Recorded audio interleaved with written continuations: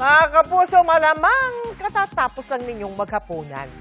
Ay nako, gugutumin kayo ulit dahil sa nakakatakama at napakahabang salo-salo sa Ginubatan Albay. Panalo ring pang-almusal ang kanilang pagkain, mga kapuso. Abay, ang mga nakatikim, daang-daang lokal at mga bisita.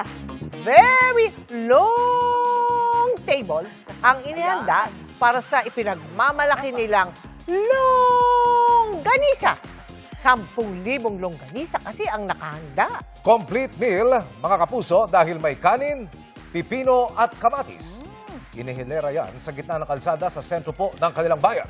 Abay, ang Boodle Fight na yan ay bahagi ng kanilang Longganisa Festival. Nais daw nilang ipakilala ang kanilang signature ginubatan longganisa. Wow, talagang sarap. Pinakurat na lang ang katapat. Ha!